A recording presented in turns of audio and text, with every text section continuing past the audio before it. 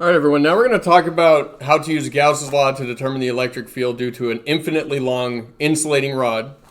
And I'll also say you can say the electric field due to a conducting rod as long as you have the charge on the surface, and we're considering it the surface of the insulating rod itself, or the conducting rod itself, but that we're talking about the electric field outside of it. Because again, the electric field inside is always going to be zero. You can also think in terms of a wire that has electricity flowing through it as long as the current density is constant.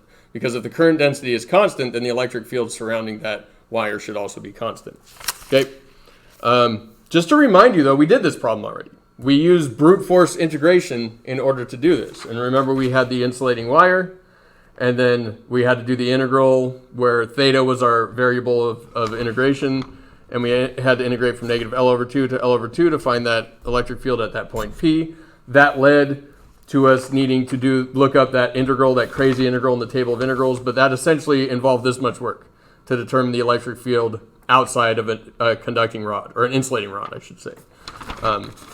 And then we took the limit as the conducting insulating rod approached infinitely long and determined that the electric field, I'll put it over here, wrong way.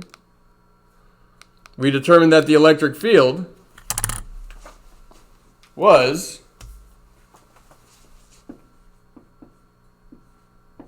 the charge density lambda divided by 2 pi epsilon naught. And when we did it, we were doing it in the y direction. We had a horizontal wire, horizontal rod, and we were finding the electric field at a point above the rod, so it was in the y direction. But again, it is just distance from the rod, the radial distance from the rod. Okay. And then you multiply that times r hat to get its direction. But this is what we determined, right? This is what we determined. The electric field due to the electric field due to an insulating rod by doing this much work, and looking up an integral, because that's an integral that you don't even learn how to do in high school, and that I probably forgot how to do. Don't tell anyone I said that, though. Okay.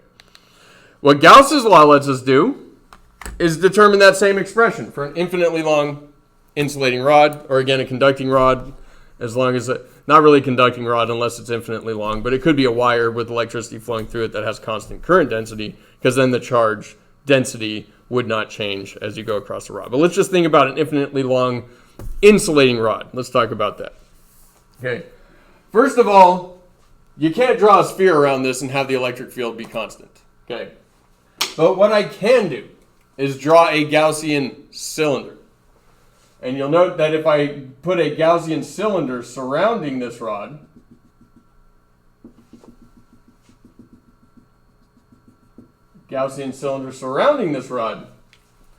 hopefully we can agree that the electric field through all three surfaces, remember a cylinder has three surfaces. It has the wraparoundy surface. It has the two end cap surfaces. Okay, let's call this guy surface 1, surface 2, and surface 3. And let's talk about the flux through each surface. For reasons that you should see, and we already kind of talked about, the flux through surface 1 is 0, right? I can say for every dq to the right of surface 1 that's creating flux, say right here, through that surface, I also have a dq over here that is creating flux through that same surface, where the vertical components won't cancel out, but the horizontal components will. The horizontal components of the flux will be 0. And if this rod is infinitely long, then all horizontal components of the electric field through this surface will be 0. But then if I also look for the electric flux created by dq down here, and the electric flux created by this dq down here, now the vertical components also are 0. For any dq over here, I have a corresponding dq over here that will completely negate the electric flux through that surface. So what that tells me is that the electric flux through surface 1 is 0, which makes the application of Gauss's law possible, at least for our purposes. Surface 3, same deal. Same deal for surface 3. You have just as much flux going this way as you do going that way, so they completely negate each other. What about the wraparoundy surface area, the lateral surface area? Let me erase these guys. Let's talk about the flux through surface 2 as we've labeled it. Okay. Let me redraw my surface here. Gaussian cylinder. All right.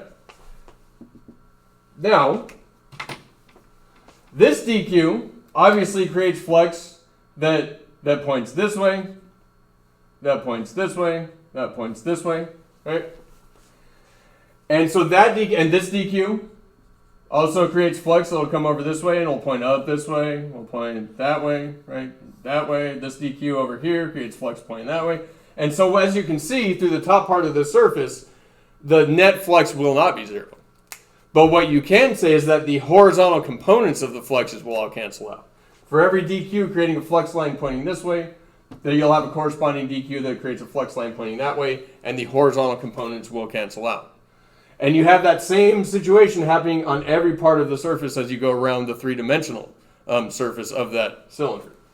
So what that tells you is that on this Gaussian surface, the only electric field lines, the only electric flux that we see is pointing straight up. The field lines point straight up, okay, along that entire Gaussian cylinder. And straight down over here. And on this surface, straight out. On the back surface, straight in. And in all directions outside. So a wire creates an electric field that points radially away from the wire at all points surrounding that wire. Okay, so hopefully that makes sense. Now we're going to use this Gaussian surface to actually calculate the electric field at a point. And we always put our Gaussian cylinder such that the point in question, let's say we want to know the electric field at this point here. Well, we put our Gaussian surface so that it touches that point. Okay.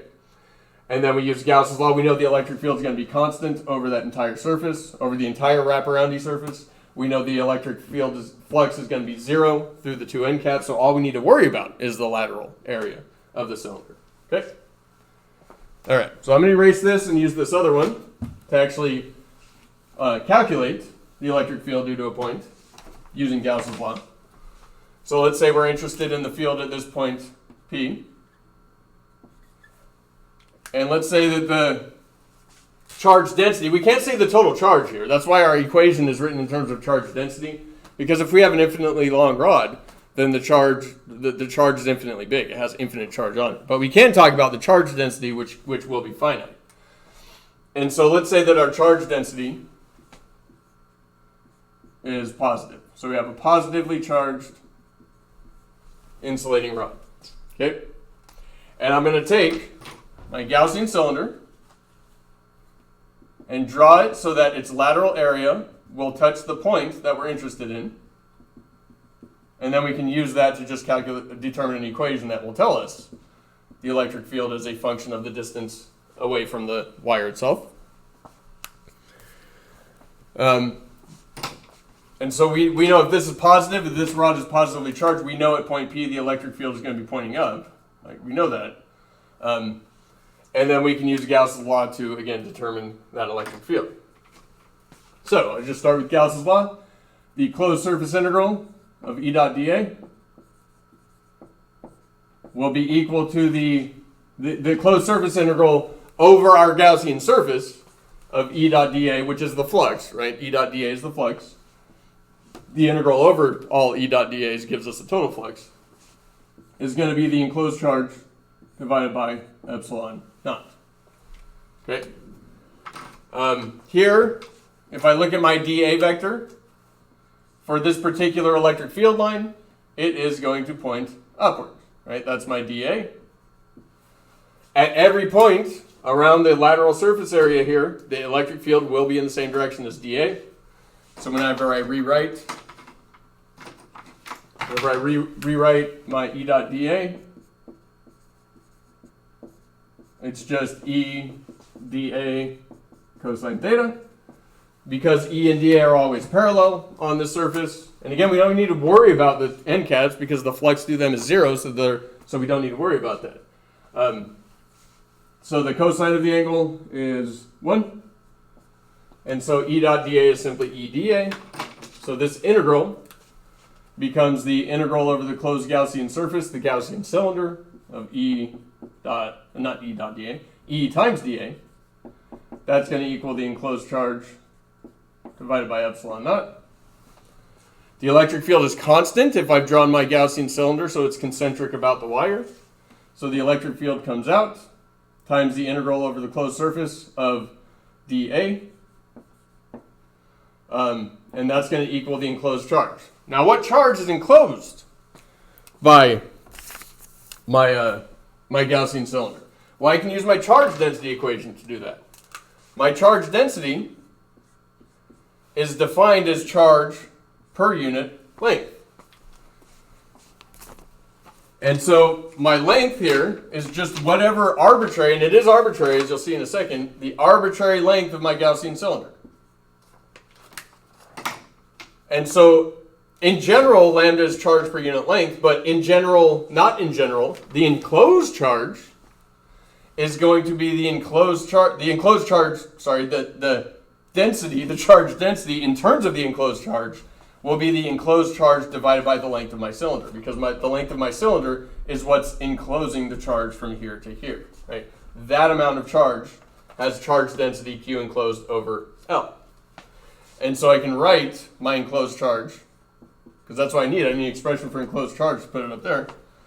Q enclosed will equal lambda times the length of my Gaussian cylinder. Again, what's L? Completely arbitrary, as you'll see. Okay, and so that's going to be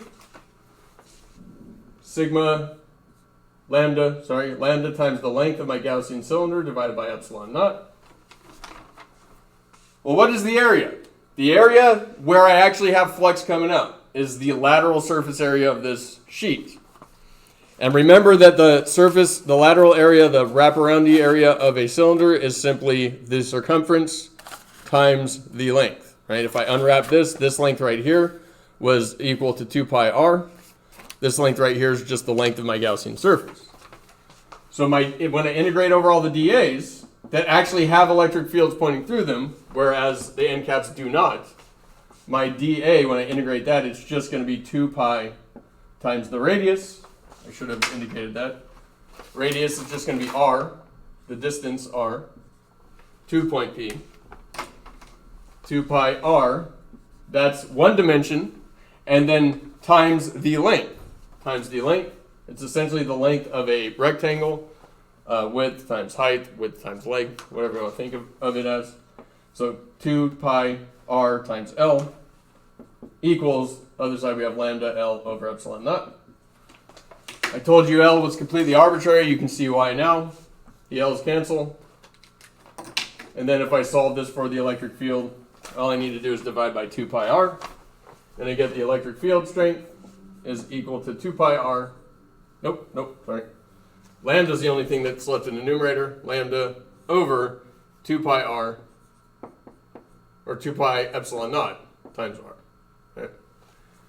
And if we're talking about at this particular point, that electric field vector points in the j hat direction. It points up. And there's my electric field at point P. Notice it is the same thing that we did over here, but when we did it that way, it involved this much work. With Gauss's law, it involves significantly less work.